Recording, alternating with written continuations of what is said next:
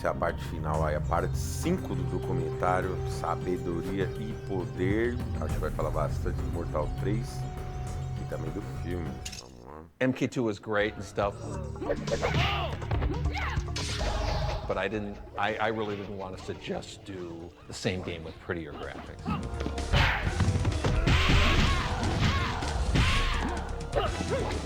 We were always trying to one-up what we did. Like, obviously, MK1, we had the, you'd fall into the pit. And that was great. It was always asking the question, well, what can we do next? Reptile wins. MK3 was like, now we're going to knock you upwards. Now we're going to knock you downwards. Right.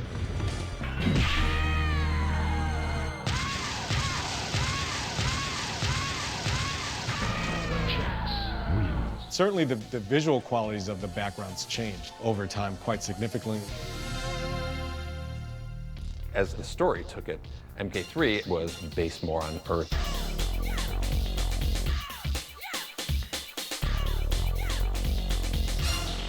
.3D technology played a part. I had been learning how to sculpt things in 3D. I created what became the subway, and I showed Ed, I'm like, hey, we could actually just, instead of like going out and videoing stuff and getting things out of books or whatever, or even just drawing them, we could actually build them in 3D with correct lighting and stuff like that. And it could even help us do the parallaxing if we wanted to. He was like, yeah, that's pretty cool. Let's go that route. So a lot of the backgrounds, I would kind of build them in 3D, and then Tony would take that and draw on it and dress them up, make them look better from there. There's a look that's missing. It looked kind of too plastic and toyish and simple, but it was great for a starting point. We would always touch up over it. That would give it its clean look. And one of the backgrounds that we started with 3D was the soul chamber. I always like a star in the background, and I just coined the name Sonato for the souls inside the mouth, and I drew that in deluxe paint, frame by frame. I did a drawing of this in 3D just so you can make it any size and any lighting, any angle you wanted. This is it's just ornamental, it's just like kind of a really neat background thing. We would always in Mortal Kombat put in names, our names, hidden somewhere sometimes. And mainly it was the graveyard. I'm sure that I probably designed in 3D the tombstones, and Tony probably drew in our names. A lot of that grass, and maybe even putting the background in there, like the sky and stuff. Dave Mikicic joined our team, and he knew about Photoshop. We hadn't heard about Photoshop. Photoshop was new. He took that city scene with Shao Kahn's fortress in the distance. What I gave was kind of stale. It was very stark. He added like haze and all kinds of cool atmosphere with Photoshop. We started using Photoshop a lot after that. Once we get the digitized image, it's a lot like painting. And right now we're going through a process where we sort of filter the images through. We'll grab the image and Steve Moran will start and do some Photoshop on the guy, and then we'll hand him over to Tony, who does some touch-up. And then it gets passed over to me, and then I do some of this more detailed touch-up, and then I give it back to Steve, and he kind of separates the different colors and creates the different palettes, and then we give it back to Tony, and he does the final touch-up and stuff and gets it ready for the game. I'm working on a friendship move for Shigoro character, and that's her tentative name. She doesn't have a real name yet. The move is she's got to turn around and she's going to pull out sort of plates and little sticks, and she spins the plates and the sticks and balances them on her hand, and she does this with her back towards you. I remember wanting the characters to be a little bit smaller. The reason I wanted them a little smaller was so they can have more lateral motion to run.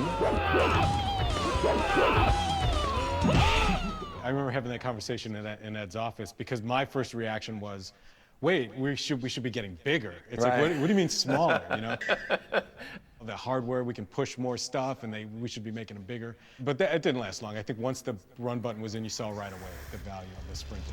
Round one, fight.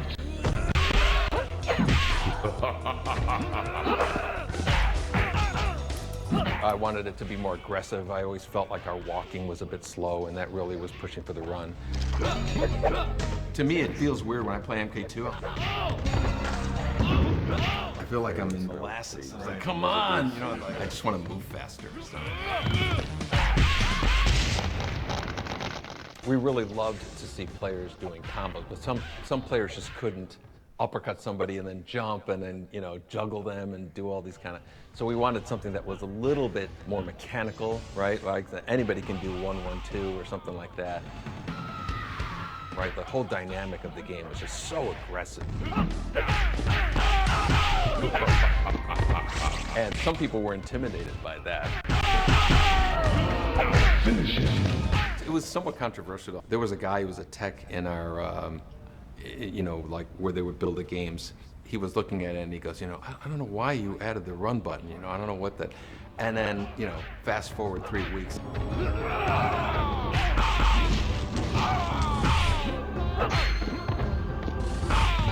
Nightwolf wins. He actually came by and said, you know, yeah, I don't know what I was thinking, man. That thing was cool.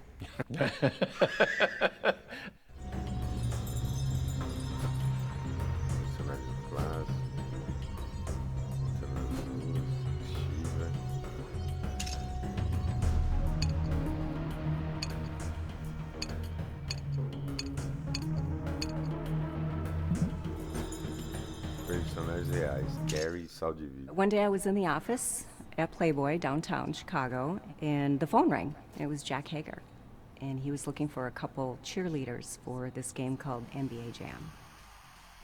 I had no idea how to cheerlead. I said I could, but I had no idea. It was great working with everybody, and then Jack invited me on to the next game, which was Revolution X.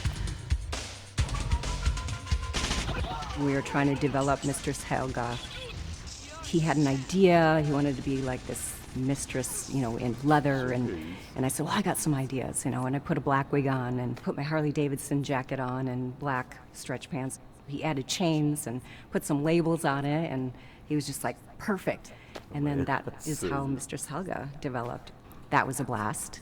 And then I just started working with Midway, you know, game after game, and they said that they needed a new Sonya and asked me if I'd like to do it, and I said, absolutely.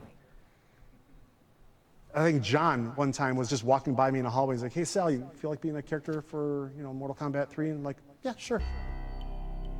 By the time we got to Mortal Kombat 3, we had a complete blue screen studio, professional lighting, professional cameras, a green room, dressing rooms for the actors. Hey, get out of here, man.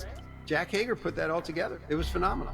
Each capture session was 2 to 3 days. John and I would do the lighting. We always consistently had what we called a money light that just was a rim light. And we'd spend a lot of time doing that because there was no going back with the lighting. Whenever you're making a game, you would record the data and then immediately check it in a tool to make sure the lighting was right, to make sure the size was right and whatever. The camera takes in the signal into our beta camera recorder, and we also run a signal into our PC. This is where we do the actual grabbing of frames to be digitized. We're able to click through frame by frame, delete the frames we don't want, keep the frames that we do like. Once you had all that set, then you could start kind of rolling into the actual moves and then forget about the technical side of it. When we started filming a character, we'd get into work probably roughly around 10 o'clock, and usually the whole filming process takes, you know, all day. On average day of a 14-hour shoot, we came in, we got into makeup. It didn't take too long for Sonya. She doesn't wear much. And then we have a list, a huge list of animations, kicks, punches, uppercuts, and then the special moves and stuff. Capturing every single frame of them performing these moves. Neither Sal nor Carrie had martial arts background, right? You know, they were super athletic. I watched a lot of martial arts. I watched a lot of, you know, Bruce Lee and Jackie Chan, and I studied like the theatrics of martial arts, but I didn't have the discipline. Right, and my background was just gymnastics and boxing. Sonya Blade, there she is. Yeah. A little bit of WWF wrestling. Oh, jeez. That's no way to begin a demonstration. Well, I think Sonya is in a little trouble here. She's being tied to a dog. So I was more into the falls and the suplexes and that kind of stuff. There was this tomboyish quality to her that doesn't come across when you see her. Yeah. And then once you work with her, you realize, holy crap, she's going to do everything we need and more. Yeah. Probably the hardest thing about doing any of the moves is you had to start and finish in the same spot. And that was the main thing, was getting back into idle, getting back into idle. They wanted all the follow through. They wanted all the momentum, but they wanted all that power to come all the way through, like, but then you had to always get back into idle pose, and that was the main thing. I remember I added like the scrunchie in my ponytail, and we always tried to work together with costuming. They would have like the basic costume, and then they would let the actors kind of bring in a little bit of detail. Helping John with creating costumes was quando like Ed this postou a art foto project. da We Carrie would go do to Sal de sports Vista. stores and buy like hockey Era gear delícia do and Ricardo army Campos. surplus stores Lembra? and just buy Depois. pieces and hey, that works and that works and put Graças some a duct Deus que tape não on foi it. dele And sempre. Home Depot has this cool Olha rubber isso, piece that we could use for essa Sector's helmet. And, máscara, like, que it was very do-it-yourself. But the helmet itself was so back heavy that literally everything that I did was like, it was pulling my head back. And the mask, by doing this, the mask looked like it was looking forward. So I was always kind of doing this with everything, with all my actions. We wanted it as compact as possible because we didn't want him to look out of proportion. Yeah. And so the helmet is really tight. It must have been torture for, Right. 8 hours or whatever. That's where your neck problem. That's why my neck hurts so much. I think with the Sonya costume, he was just trying to keep everything in when you're bouncing around. I think my favorite Sale character is still Nightwolf. He just turns into that guy and like he extends his chin, like he almost like transforms. Sal, he had no fear. He would just go over the top. He would just insist on trying a move that we were afraid he'd get hurt from. Throwing himself around. Yeah, Love just drums. so committed to it. You need to look like you're taking pain. You snap your head back, really kind of throw yourself over. And when you fell, you had to look like you were getting hurt. So I would throw myself twisting around as much as I could at the time. Many times I would land, on my neck wrong, land on my back wrong. Pezinha não passou não, mano. Até Sal would agora. often hurt himself or É muito importante not também. often, but he has a history of Vai dar hurting entrevista, himself, né? trying to get the best performance. Didn't matter if we were Parecendo working or if the da hora. camera was on or Talvez whatever. olhe. Like I just throw my hand out and put my hand on the back of his neck and go wham! Smack my face And into he'd it. fall back onto the Eu nem floor, sei and se ele everybody's trepa like, mais no "Oh my MGF, God!" acho que não. And in fact, I think her and Sal would have ter like tretado igual contests aquele with each other to see who can cara do que fez what Johnny better. Cage, eu esqueci o nome. It was fun watching those two go at it. They're still good friends to this day. So if I was gonna hit you hard, I'd Yeah. See? Yeah, so it's not the hardness, it's the location. reactions, all just in reaction.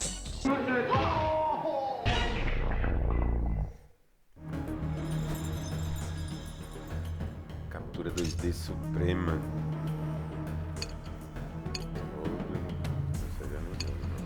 Sal de Vista. O Turk lá, né? Turk. Carlos Pezina não deu entrevista ainda não. Será que tretou, velho?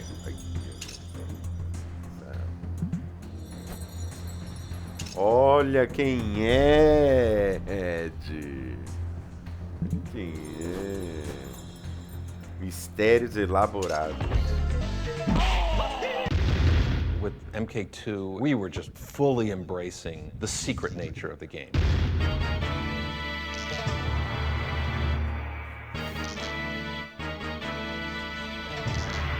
Smoke and Jade were hidden characters. For MK3, the codes were basically just putting it front and center. Like it wasn't, oh, discover whatever. It was like, here are your secret dials, play with your secret dials. There's 6 little boxes, 3 of which are controlled by player 1, 3 of which are controlled by player 2. Try different combinations. There's a million possible combinations to see what can be unlocked in the game. To get the code for Unlimited Run, each player must press low punch 4 times and block and low kick 6 times. Marketing jumped on that and said, oh, we could do stuff with advertisements and give this magazine these codes and give magazines that code. By using these symbols, ads will provide clues to codes on MK3 games. It's like a puzzle where one piece is missing. To solve the puzzle, players must go to your location and play the game. I remember in Mortal Kombat 1, sneaking in Reptile. Reptile was such a big hit that we wanted something in the player's face that was this long string of digits. It encouraged conversation, speculation. When you activated it, from that point on, the game unlocked smoke in the player select screen. Hoje se desbloqueia tudo com And I remember in dinheiro, Mortal né, Kombat agora. 3 mocking up a purple ninja, and I put the name Rain in there. Purple Ninja, Purple Rain, you know, one of my favorite albums. Just in the attract mode, it wasn't even in the game. I was kind of trolling players and putting like Ermac, you know, like Ermac was really just something for me, an audit, like certain stats that you wanted to know, how many times this character was picked, stuff like that. But everybody thought it was a character, so we made him a character.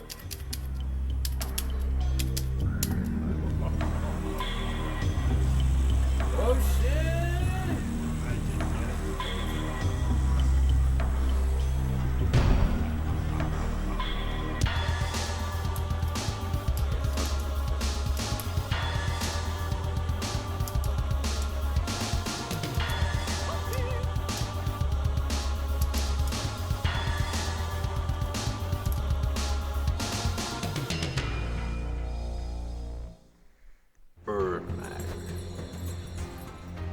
Mercy também. Animais.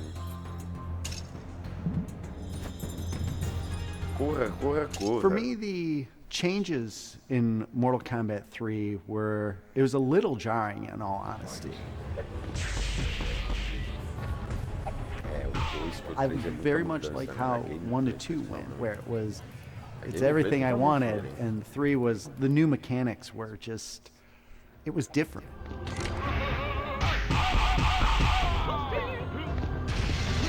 I think the Mortal Kombat that threw me the most was 3. 2 felt like it took 1 to the extreme. Everything seemed like Mortal Kombat 1, but more. Mortal Kombat 3 felt like almost like a reboot of the franchise in a weird way.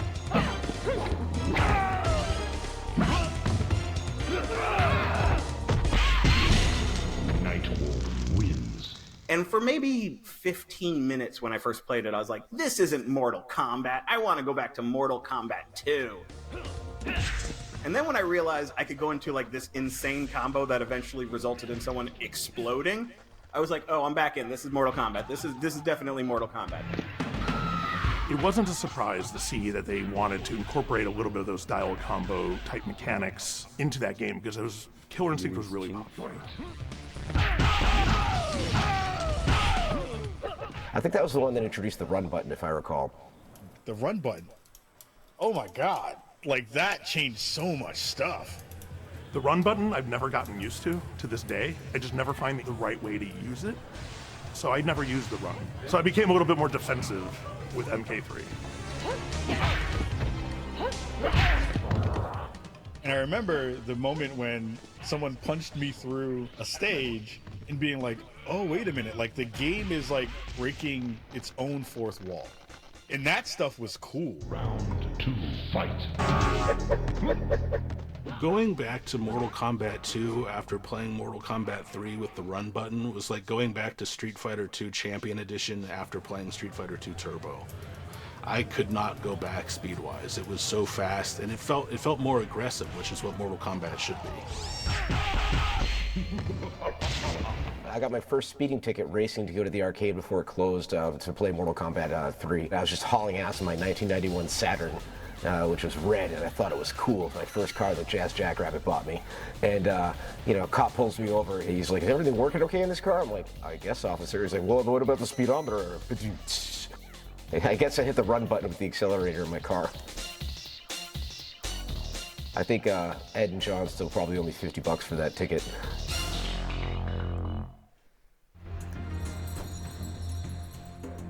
Nightmare, jogos de fliperama não costumavam usar datas de lançamento precisas. O processo de distribuição podia fazer com que levasse dias e semanas para que as máquinas chegassem ao fliperama. A mídia escolheu a data específica, 15 de abril de 95, para o lançamento do Mortal 3. Chegando até mesmo a colocá-lo no comercial de televisão Nightmare. Nossa, nunca vi, vamos ver.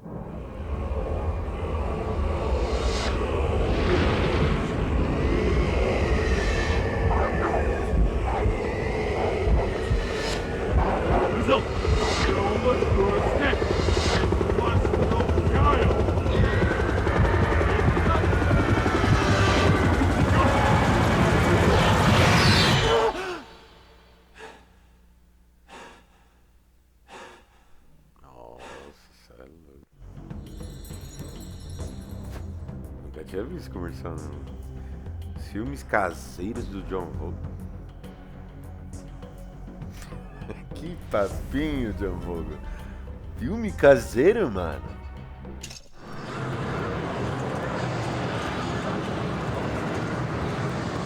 Ah, deve ser dos lugares.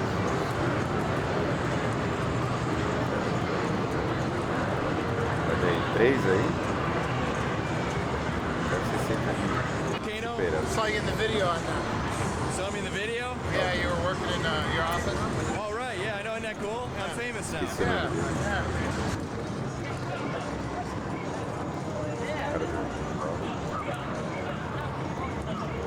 Sal de Vita no Network. John Barry. Ah, eu lembro desses vídeos aqui que eles mostram. É o Giants que não sabe fazer o frente. Olha que dois são. Dando frente, chute alto.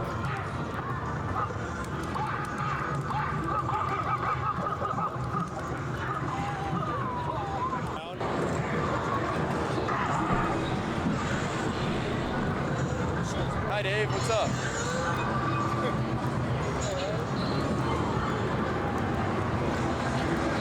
Ah, vai ficar só nisso. Personagens secretos. Jogo de nave secreta. O carregamento de uma nave secreta Mortal 3 acessível no combate code ou após 100 partidas dos 2 jogadores. Não lembro, velho. Carai. Lembro do jogo de tênis, do Kong lá. Isso aí não lembro não, velho.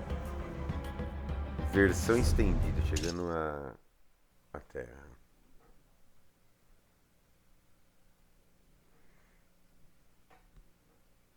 Before it all began, there was the void that contained the essence of everything. Within the void existed the gods who created the universe, except for one. He was not of the gods, but remained apart, and dwelled in a tiny place called the Outworld.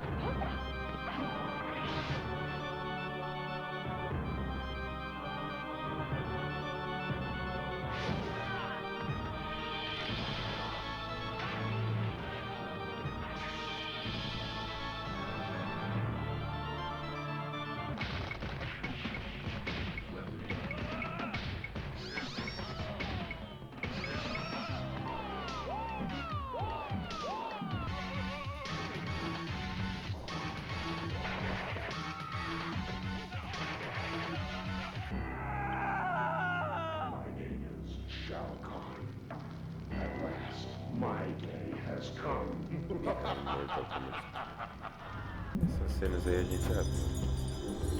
Conteúdo removido do Mortal 3. Golpe do martelo do Shao Kahn. Pro lado. É.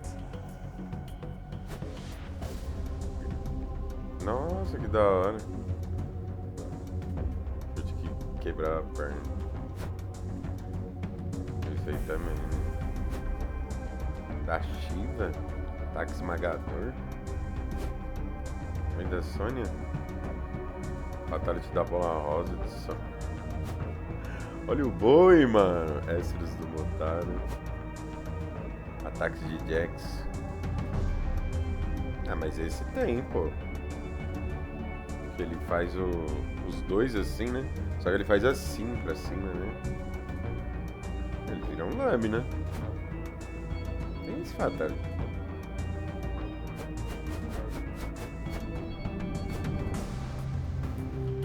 MK3 pros consoles, né? Stand da E3.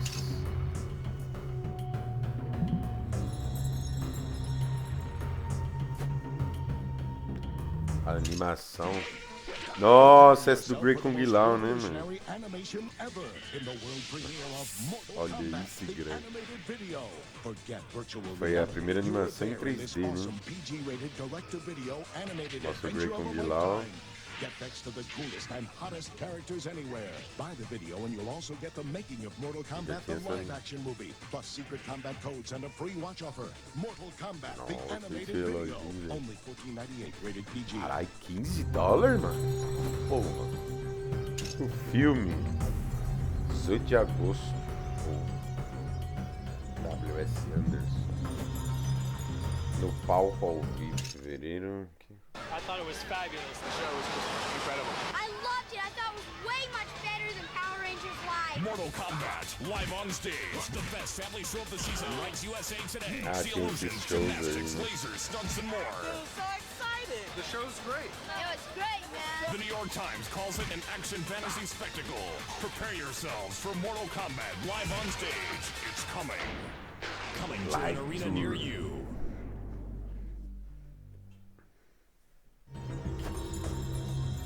David Fishoff, who had worked on some other live events, we had a meeting. I think we can do the Mortal Kombat live. Do people on trampolines and do whatever, because Cirque du Soleil and some other things were happening then. So David sold the dream and we bought into it. Next, how about adding a live-action road tour? Beginning in September, Mortal Kombat the Live Tour will sweep across the globe, bringing martial arts and illusion to more than 200 cities. David Fishoff was the producer for that tour, and he really wanted me to be on that tour, even though I sucked at karate, to do publicity work. Pat Johnson, the director, said I sucked. Just like, she has no training. She is absolutely horrible. I can't use her. Fishoff was like, she'll learn. And we trained for 3 months in the Catskill Mountains, and it was 12 hours a day. I would get up before everybody in the morning, and I would be in the gym on the treadmill, and I would show up for our routines, and I had my headphones on all the time, learning the lines, and just wanted to prove, like, I could do this. Nossa, aquele cara do You know, filme, sometimes né, people ask me, que luta com o Liu have you ever been Kang. to this state? And I always think, Tem probably. I'd be on the tour bus and wake up in a new city every day. We do sometimes 3 shows a day in the city. It was exhausting. It was for about a year, I believe. We even did South America. I remember we were in Kalamazoo, Michigan, and I was fighting one of the ninjas, and there was this part where he throws me up, I do a back tuck, and then I land back down, and we start fighting again. And when he threw me up, I fell back down, and his foot was there, and my foot caught his foot. So my knee just went. He looks at me with these big saucer eyes, and he's like, "Are you okay?" And I'm like, "No." Put me in a headlock, drag me backstage. And my knee is out, like, out here, right? And I go, "Pull it." And he looks at me, and he says, "I'm not fucking touching it." And he's like, "You're on your own." I go, "Go get me some tape." And as he was gone, I just went like that, and it just popped right back in. And I taped it up really tight, and it sucked because I had to go back on, go up some stairs, and then Shang Tsung was behind me, and he had to make me disappear, and I had to go down a trap chute, and that was a jump. So I had to like land on one leg, and then out the back with a cab waiting for me to take me to the hospital. And I blew out my ACL, and I was like, I'm gonna finish this tour because we're almost done. I came back on stage within a week. I got a brace. I had to finish. You could not tell me that I was not gonna finish this tour. And I did it. The way that they were crafting with all the various talent, Carrie and everybody else, to see it live. It was remarkable. And by the end of the tour, Pat Johnson came up to me and he said, I just want you to know that I think you have balls of steel. And it grabbed to my heart because it meant so much to me for him to actually see how hard I was working. I got a little, verklempt. It was so important for me to impress him because he impressed me. And I did it.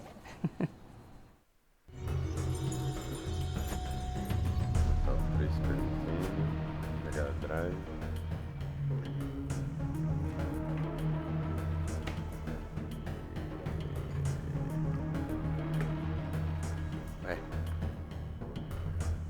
Cadê? Igual, mano. Cadê, mano? Cadê? Aqui.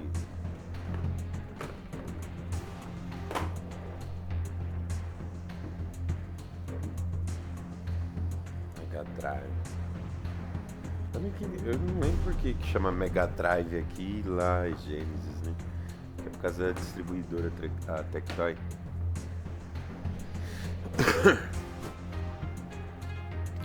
Versão Ultimate? I've read people respond to, like, Ultimate came out because MK3 wasn't performing the way we had hoped, but that had nothing to do with it.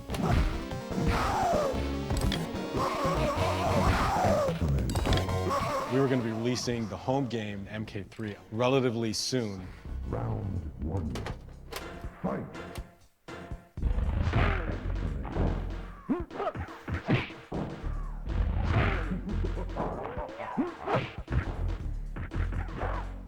So the idea was when MK3 comes out for the home, we'll refresh the arcade with Ultimate MK3. We were fully aware of the home versions and the role they were playing, and we didn't want the arcade industry to think that we forgot about them. You'll have a cooler version. In September, when Mortal Kombat Hysteria reaches a fever pitch, a ROM update will be available to operators free of charge. When you buy the game, you own the update. This update will feature new characters, new secret moves, and additional fighting environments not available on any home platform.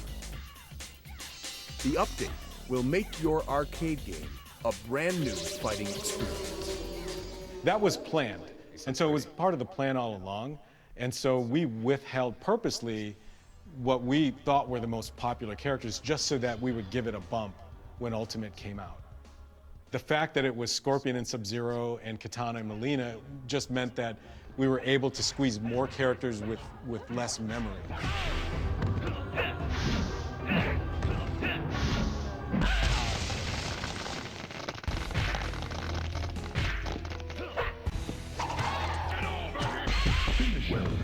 With MK2, I remember that we had such success with bringing new characters, Kung Lao, Jax, Katana, Mileena. They were so iconic that we were like, adding new characters is cool. And the next game we had 15, so we couldn't bring all 12 from MK2, and we wanted to bring back Sonya and Kano and stuff like that.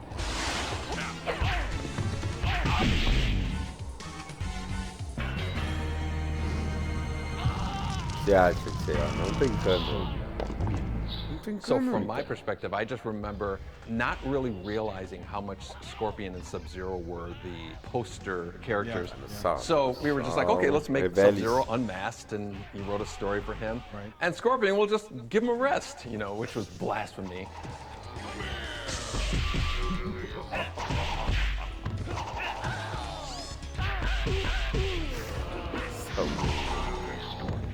We balanced it better. I think Ultimate MK3 was much better balanced than MK3. A lot of people come to me and there's this debate of what's the better game, Mortal Kombat 2 or Ultimate Mortal Kombat 3. There's always this little bit of a debate going on that they play so differently.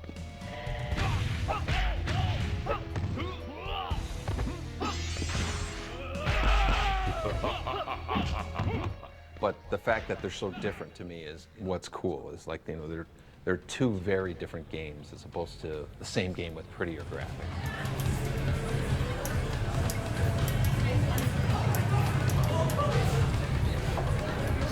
Nossa. Hoje é um cano. Pô, esse cara. 54 de dano, mano. Combo de MK Kami, mano. Caralho, 54 de dano, velho. Olha aí. Ah, não. Esse aqui tem que... Olha esse flip. Esse arcade, velho. Era cassino? Era... Isso é doido, velho. Mais Ultimate combos. Atualizar é fácil. Panfleto promocional do Mortal Kombat 3 em formas do fliperão.